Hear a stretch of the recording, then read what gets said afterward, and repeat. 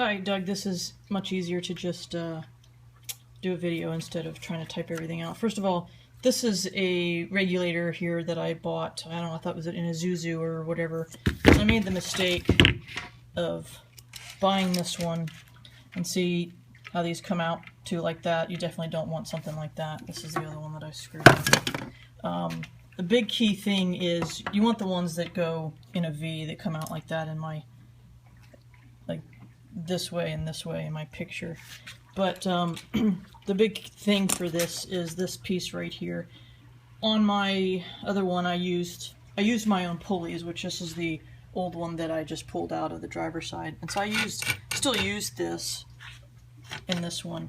But the big thing here is you can't get their crappy pulleys off of there without breaking. So if you take apart this, then you can use this piece. The actual pulley part is not important, but this here is actually really important. So what happens is this goes into this little slot right there and helps keep this thing over here tight. So you can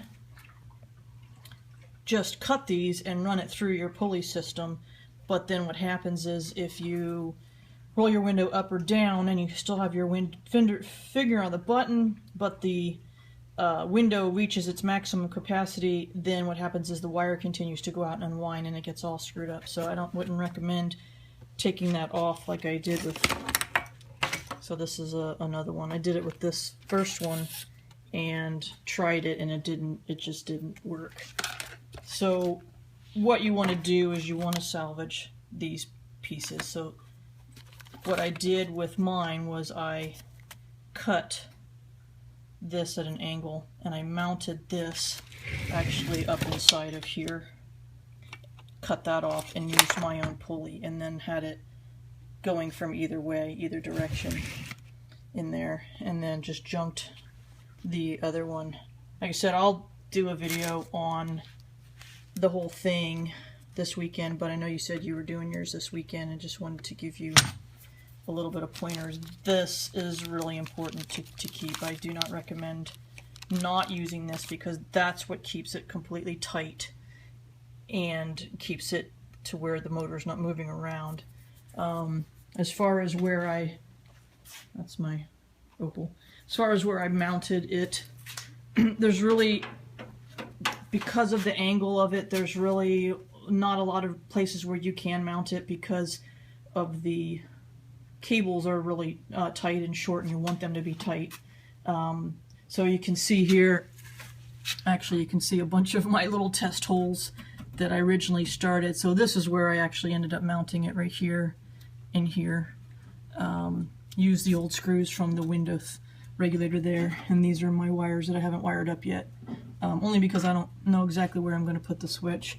I've got the window in there, so it's hard to see where it is, but I'd have to hook up the battery charger to roll the windows down,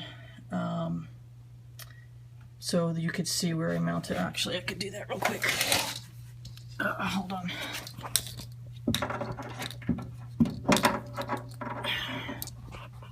I'm not an expert at this videotaping stuff here, so okay.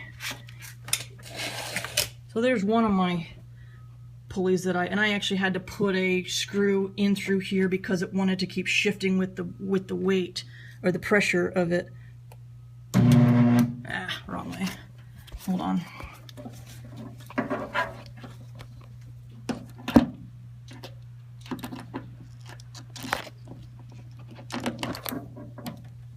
Sorry about all the moving around. So let's see.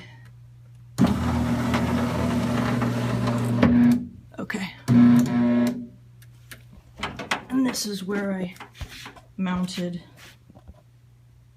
I can't really see, the window, the regulator. It fits in there just fine. It doesn't scratch or have any difficulty. And this comes up and down, the window comes in and everything is just fine. So hope that helps.